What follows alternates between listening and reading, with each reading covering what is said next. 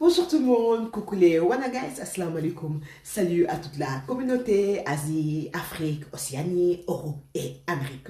Dans quelques semaines, nous allons enfin parler du mariage.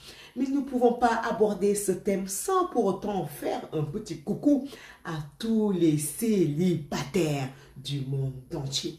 Vous, les célibataires, waouh, qu'est-ce que vous êtes beaux, belles, intelligent, charismatique, énigmatique. Vous avez une forte personnalité. Vous avez du caractère. Mais pourquoi êtes-vous encore célibataire? Est-ce que c'est par choix, par dépit ou par circonstance? Quoi qu'il en soit, c'est votre vie. Vous n'avez de compte à rendre à personne.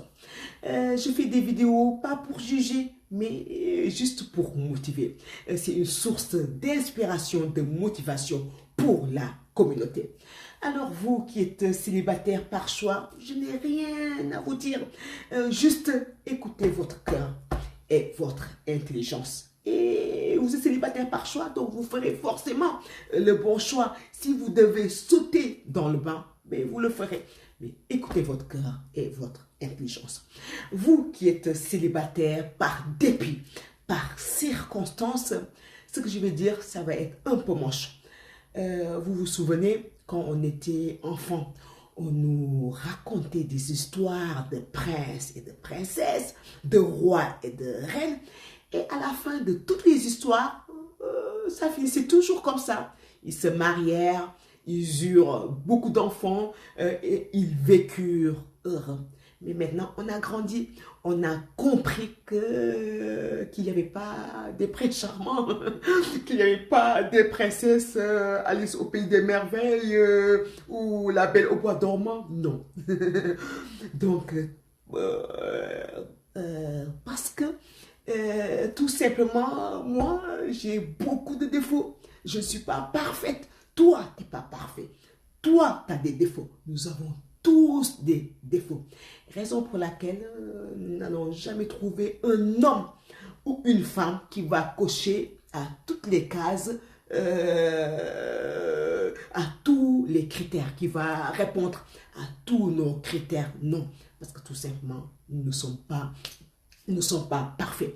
Raison pour laquelle tu dois trouver une personne que tu aimes et une personne qui t'aime et qui te correspond. Voilà, c'est tout simplement ce qu'il faut. Voilà, avant de quitter ton célibat, voilà, trouve juste une personne que tu aimes, que tu aimes et qui t'aime et qui te correspond. Voilà, mais la personne parfaite, le prince charmant, la princesse, on a compris que ça n'existait pas. Voilà. Donc, on évite le célibat, mais par rapport à la religion. On peut éviter le célibat par rapport à la religion. Je ne vais pas rentrer dans les détails, sinon, quand je vais parler du mariage, j'aurai rien à dire. Voilà. Donc, on évite aussi le célibat par rapport à la solitude. Par exemple, en Afrique, je suis désolée, mais on ne ressent pas cette solitude parce qu'on est tellement entouré. Dans chaque famille, il y a le papa, la maman, il y a les frères et sœurs, il y a les oncles, mais les maisons sont blindées. Donc, tu ne ressens pas la solitude, tu ne ressens pas vraiment cette envie d'être en couple, de trouver vite un homme, de trouver une femme. Contrairement en Occident, on ressent cette solitude. À 18 ans, 19 ans, il y a celui qui est devenu le petit, qui était adolescent, il a 18 ans, 19 ans maintenant, il est devenu un adulte, il est censé quitter la maison. Donc, il se sent un peu seul.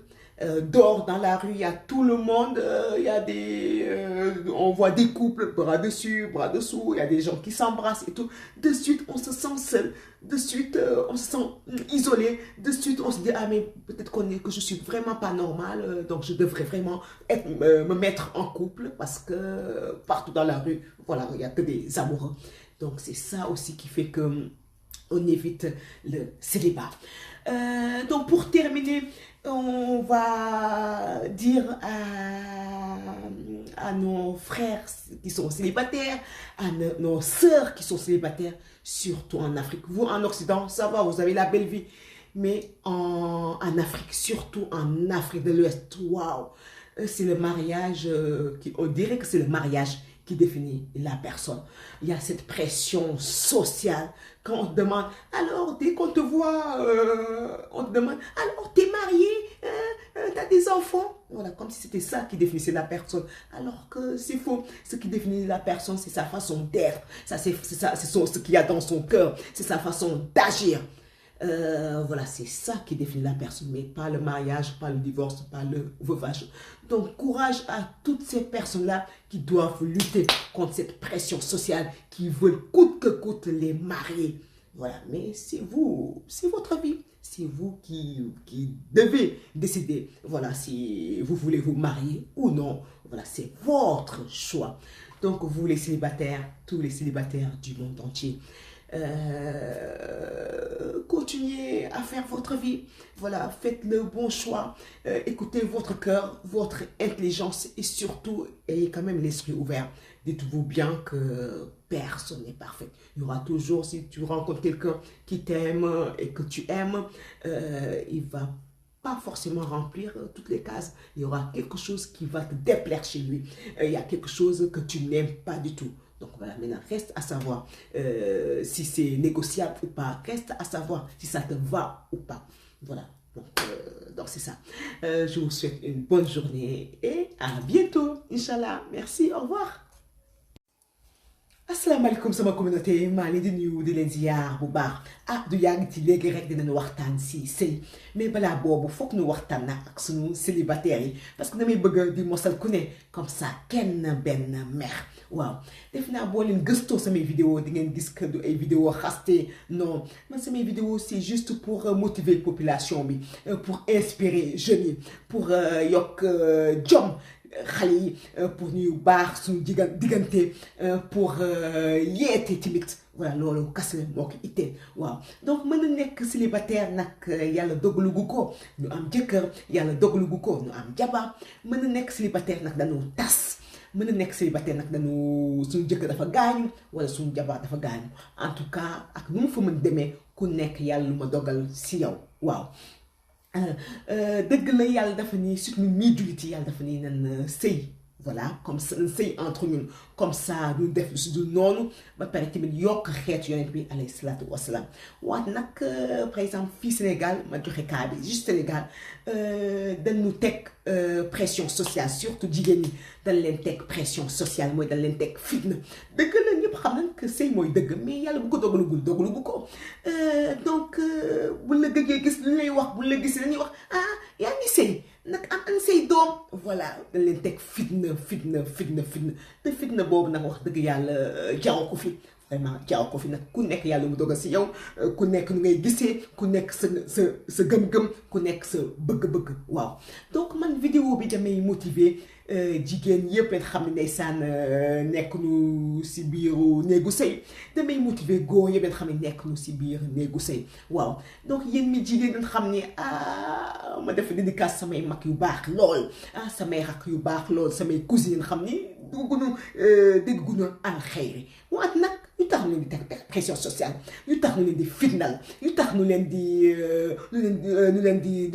di xas yéen ngeen toog seen place ngeen juddu fu baax am yaay bu baax am papa bu baax damu leen dikku leen kenn waxu leen jël leen seen saak dama wuti déedéet dañ leen wax toog leen seen papa mooy dama wuti et puis ñëw ngeen gérer loolu moo am lu tax ñu leen di teg fitna da ngeen gis natuwaay seen pap nu may teralee seen yaay seen pap nu mu baaxee seen yaay seen pap nu mu yërëmee seen yaay donc tout simplement yéen da ngeen bëgg am góobu mel noonu avant ngeen di génn seen kër yaay ak seen kër pap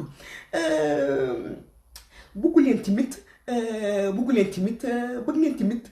foo ngeen teg seen tànk ngeen xam ko bu baax a baax nag bëgg ngeen fay seen yaay bor bi bëgg ngeen nag teral seen yaay buggul leen dem fenn dem sëyi man sëy ba xam ni tous les 2 jours da ngay dem wax ah yaay man de dama aw ma dépense tous les 2 jours dem sa yaay mu jox la dépense tous les 3 jours buggul leen sonal seen yaay nag boo leen génnee seen kër papa seen yaay ah da ngeen war a dem pour suturaa seen bopp mais aussi pour suturaa seen famille loolu tax ngeen timit di bëgg a génn dem sëyi voilà donc loolu yëpp soo ko gisul fooy dem doo toog sa kër yaay waaw ndeysaan am nañ xam ni seen papa moo doon seen lépp ah seen papa mooy doon fopp di daw ak ñoom muy wax ay wàcceel ma muy daw ak ñoom moom fu ne nag bëgg leen bu wan leen rek ak góor daf leen war a bégal góor dafa war a di foo ak yéen góor daf leen war a jox ngeen lekk ba suur góor daf leen war a jox ngeen naan ba màndi góor daf leen war a teral góor daf leen war a dab seen bànneex góor dafa war a am respect si yéen donc ñoom bu ñu ko gisul foo leen bëgg ñoom ñu dem voilà nañu waxati dëgg donc chapeau bas voilà chapeau bas ñu ngi applaudir ñu ngi tàccu jigéen yooyu yëpp xam ni dañu toog dugguñu si sëy parce que dañu bëgg a gis ku ko jax loolu moo tax ñu toog seen wetu yaay voilà di toppatoo parce que gis ñu ku koy jax voilà loolu du ay ñàkk taar du ñàkk baax du ñàkk am diine du ñàkk am personnalité du ñàkk naw du loolu mooy tax sëygunu dañu toog parce que dañu bëgg a juste gis kan xam ne nañ koy mel nañ comme seen pap voilà comme ça noonu ñu mën a dund comme seen yaay ni mu dundee au moins am sutura góor bu la respecté góor bu la bëgg la góor bu la yaram voilà donc loolu moo tax donc maa ngi nokkale samay mag yu baax loolu samay rak yu baax loolu nga xam ne toog na seen place dégguñu ay alxayri mais nag ñu ngi toog ba gis lu ko jar voilà donc pression sociale bi jaw ko fi teg fitna boobu jaw ko fi xaste yoolu jaw ko fi voilà am tamit ndeysaan ay